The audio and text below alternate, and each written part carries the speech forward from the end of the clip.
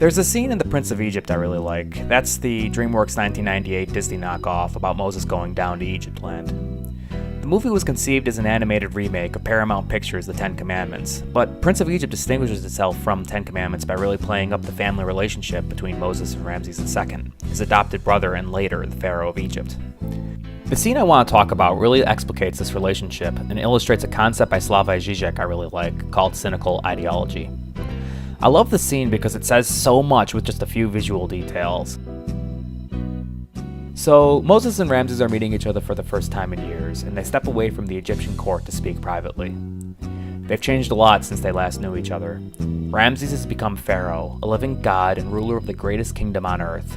He wears the Nemes, the crown of Egyptian kings and symbol of ultimate temporal and spiritual authority amongst the people of... Did you see that? Rewind.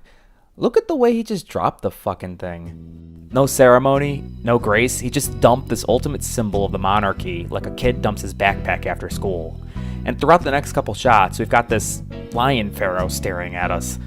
It's such a funny little detail, him throwing his hat off like that, but I think it's really kind of profound. By doing this, Ramses is making a gesture of familiarity to Moses. He's saying to him, I know out there I have to play at being pharaoh. I have to pretend like I'm a god in front of all the watching eyes of Egypt.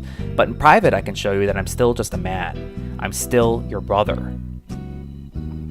As the scene plays out, however, Moses makes it clear that he intends to carry out God's command to free the slaves. And that's when Ramses puts his stupid crown back on and becomes pharaoh again.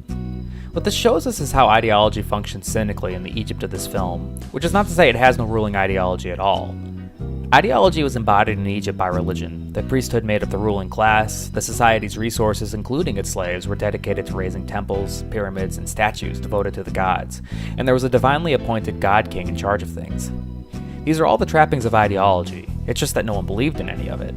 The priests in the movie are shown to be weak and corrupt con men. The royal family regularly engages in undignified horseplay, literally, and no one really believes there's anything divine about any of it. Not the slaves, not the priests, not even the pharaoh. And yet we find when you subtract belief from ideology, what you're left with isn't realism. Despite no one in the film really believing in the Egyptian religion, the society is still organized by it. It's still statues of Ra and Osiris that the Jews are dying to raise up. It's still the pharaoh for whom the pyramids are stacked into the sky, even though it's nothing more than a man's bones that they will bury there. What this movie shows us is that the true mark of dominance for an ideology is not how many people believe in it, but whether or not it can still function even though no one believes in it.